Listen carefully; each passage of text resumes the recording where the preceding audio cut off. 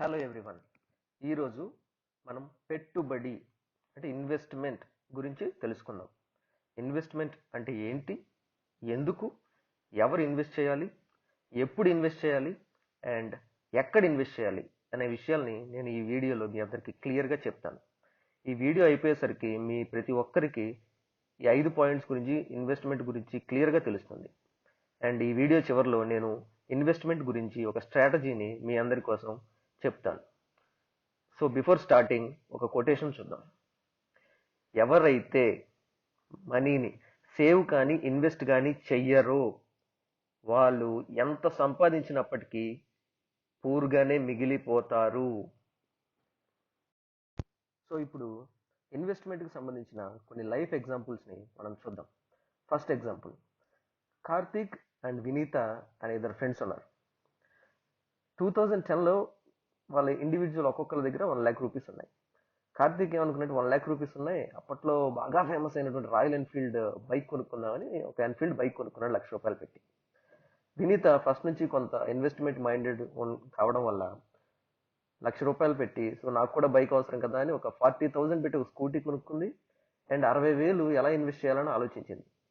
So అప్పుడు కార్తీక్ని చూసి ఒక రాయల్ ఎన్ఫీల్డ్ బైక్స్ ఇంత క్రేజ్ ఉంది కదా, సో ఫ్యూచర్లో వీటికి కూడా ఏమన్నా క్రేజ్ ఉంటుందేమో అని వాటి పేరెంటల్ కంపెనీ అయినటువంటి ఐచర్ మోటార్స్ కంపెనీ యొక్క షేర్స్ని ₹60,000 కొనింది.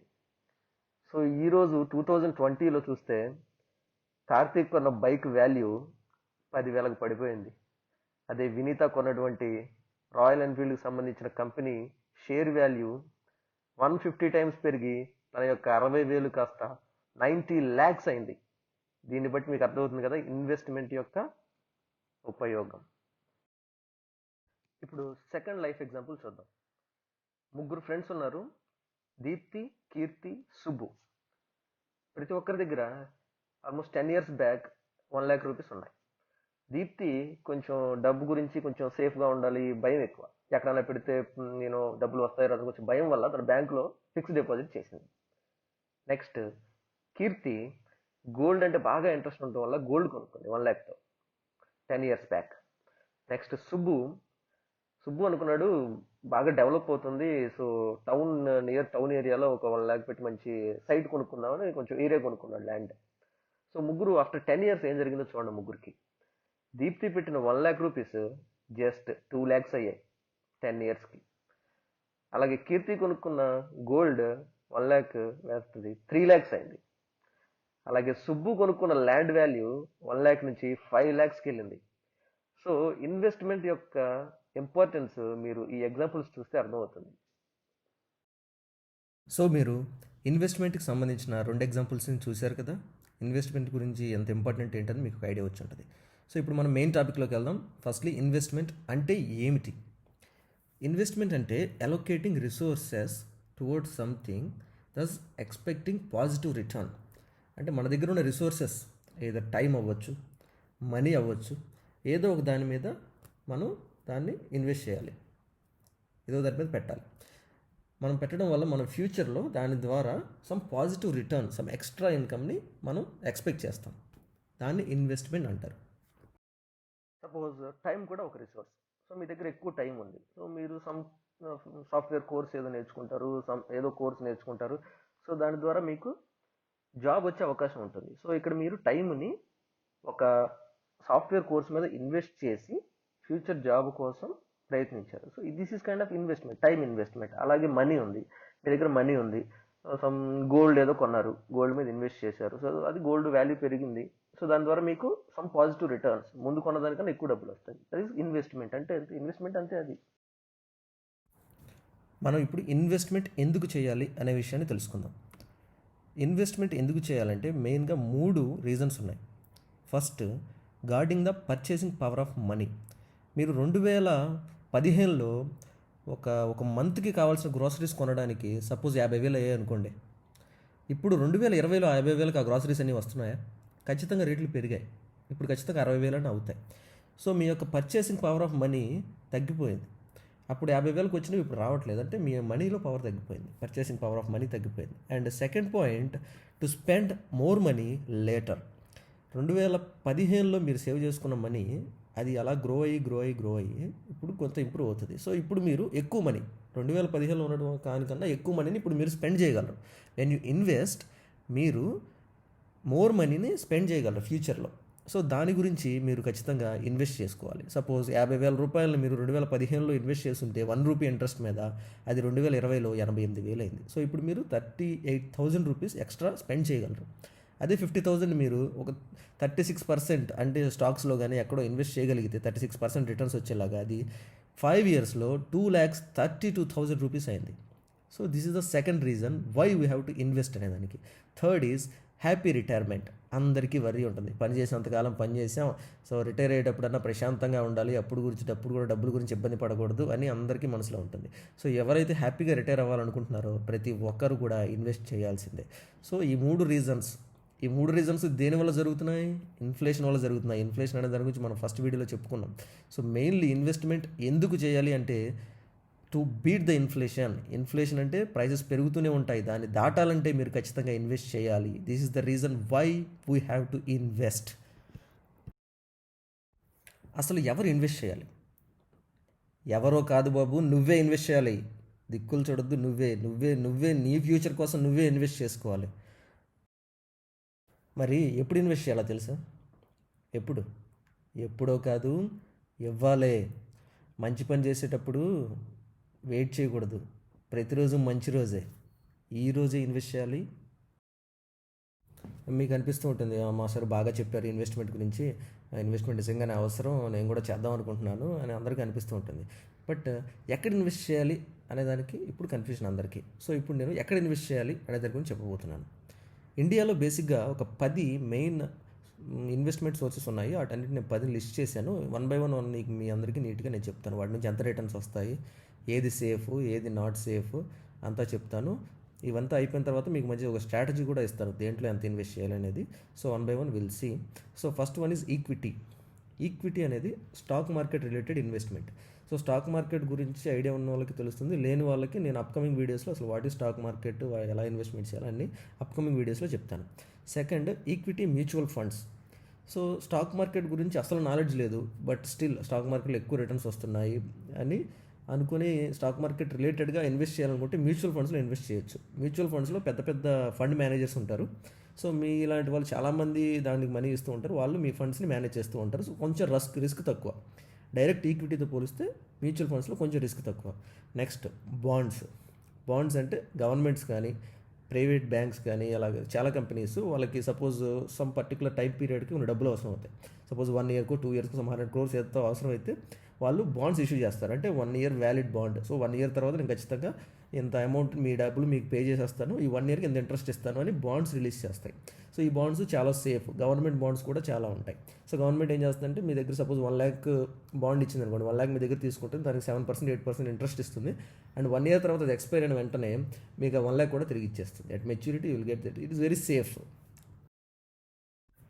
Next, national pension scheme, public provident funds, bank fixed deposits, senior citizens savings scheme, next ప్రధానమంత్రి via Vandana Yojana, real estate, gold, ఇలాగ ఇవన్నీ కూడా ఇన్వెస్ట్మెంట్ సోర్సెస్. సో వీటిలో ఏది సేఫ్, దీంట్లో ఎంత ఇన్వెస్ట్మెంట్ వస్తుందో ఇప్పుడు చూద్దాం.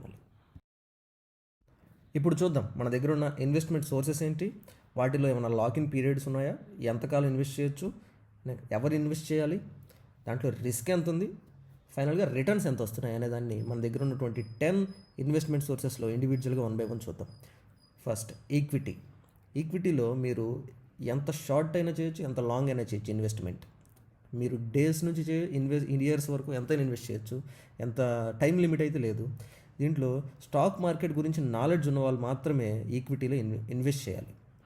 దీంట్లో రిస్క్ వచ్చేసి లో to high, depends on your knowledge. Returns చాలా హైగా ఉంటాయి. Second is mutual funds. దీంట్లో కూడా మీ టైం లిమిట్ ఏమీ ఉండదు. సో మేబీ 1 year ఉండొచ్చు, 1 year నుంచి ఇంకా ఎంత లాంగ్ కావాలంటే అంత మనం ఇన్వెస్ట్ చేయొచ్చు. కొన్ని మ్యూచువల్ ఫండ్స్ అయితే మీ వీక్స్లో కూడా మీరు ఇన్వెస్ట్ చేయొచ్చు, విత్డ్రా కూడా చేసుకోవచ్చు కొన్ని మ్యూచువల్ ఫండ్స్.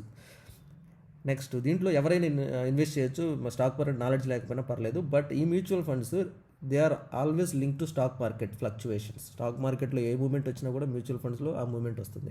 బట్ మీకు నాలెడ్జ్ ఉండాల్సిన అవసరం లేదు. రిస్క్ డైరెక్ట్ ఈక్విటీతో పోలిస్తే కొంచెం తక్కువ రిస్క్. రిటర్న్స్ రిస్క్ ఎలా తక్కువ, రిటర్న్స్ కూడా కొంచెం కంపేర్ టు ఈక్విటీ తక్కువ. నెక్స్ట్ బాండ్స్ గురించి ఇందా మాట్లాడుకున్నాం కదా.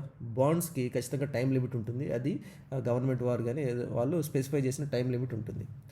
దీంట్లో ఎవరైనా ఇన్వెస్ట్ చేయొచ్చు. రిస్క్ చాలా తక్కువ. వాళ్ళు ఏదైతే స్పెసిఫైడ్ ఇంట్రెస్ట్ ఇస్తానంటారో అది పక్కా ఇస్తారు and very safe. Returns very లోగా ఉంటాయి. Next national pension scheme. ఇది మన ఇప్పుడు ఏజ్ నుంచి స్టార్ట్ చేయొచ్చు, బట్ అది 60 years తర్వాతే మనం విత్డ్రా చేయడానికి మనకి ఛాన్స్ ఉంటుంది. 60 years వచ్చేంత వరకు మనకు అది ఏమీ చేయలేదు. ఈ కైండ్ ఆఫ్ రిటైర్మెంట్ ప్లాన్, ఎవరికైతే రిటైర్మెంట్ ప్లాన్స్ ఉంటాయో వాళ్ళు అది చేయాలి, ఇన్వెస్ట్ చేయాలి. సో రిస్క్ చాలా తక్కువ అండ్ రిటర్న్స్ వచ్చి మ్యాక్సిమం 8 to 10% ప్రస్తుతానికి నేషనల్ పెన్షన్ స్కీమ్లో ఉంది. Next public provident fund. So ఇది public provident fund minimum 15 years of lock in period ఉంది. ఎవరికైతే లాంగ్ టర్మ్ గోల్స్ ఉంటాయో వాళ్ళు ఇన్వెస్ట్ చేయాలి. రిస్క్ చాలా తక్కువ, రిటర్న్స్ 7.9% ఉంది currently. Fixed deposits minimum 7 days నుంచి యాజ్ లాంగ్ యాజ్ పాసిబుల్ మీకు 7 years వరకు కూడా ఉన్నాయి. ఎవరైతే రిస్క్ అసలు వద్దు అనుకుంటున్నారో, నాకు అసలు రిస్క్ వద్దు, బ్యాంకులో పెట్టుకుంటాను డబ్బులు హ్యాపీగా ఉంటాయి అనుకున్న వాళ్ళకి ఫిక్స్డ్ డిపాజిట్లో ఇన్వెస్ట్ చేసుకోవాలి. రిస్క్ కంపేరిటివ్లీ చాలా తక్కువ. రిటర్న్స్ బ్యాంక్ లింక్డ్గా ఉంటాయి. ఒక్కొక్క బ్యాంక్ ఎక్కువ ఇస్తుంది, ఒక్కొక్క బ్యాంక్ తక్కువ ఇస్తుంది. Bank linked you can check, bank websites check చేసుకోవాలి మీరు ఫిక్స్డ్ డిపాజిట్ రిటర్న్స్ గురించి. Next senior citizen saving scheme. Minimum 5 years lock in period ఉంది. ఇది ఏజ్ 60+ తర్వాతే వాళ్ళే ఇన్వెస్ట్ చేయాలి. వీళ్ళకి అసలు రిస్క్ చాలా తక్కువ ఉంటుంది. Currently 8.7 is the interest. PMVVY 10 years lock in period. ఇవి కూడా రిటైర్మెంట్ అయిన వాళ్ళకే. రిస్క్ చాలా తక్కువ, రిటర్న్స్ జస్ట్ 7.4 ఉన్నాయి. So next real estate, gold. వీటికి అసలు టైం లిమిటే లేదు, ఎవరైనా ఇన్వెస్ట్ చేయొచ్చు. రిస్క్ కూడా మీకు తెలిసిందే, చాలా లో రిస్క్ అయినా ఉండొచ్చు, చాలా హై రిస్క్ కూడా ఉండొచ్చు. రిటర్న్స్ కూడా సేమ్ రిస్క్ని బట్టే హై రిటర్న్స్ కూడా రావచ్చు.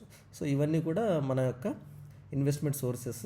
దీంట్లో ఎంతెంత రిటర్న్స్ వస్తున్నాయో చూశారు, ఎవరెవరు ఇన్వెస్ట్ చేయాలో చూశారు. సో దేంట్లో ఎంత రిస్క్ ఉందో కూడా మీరు ఇక్కడ తెలుసుకున్నారు.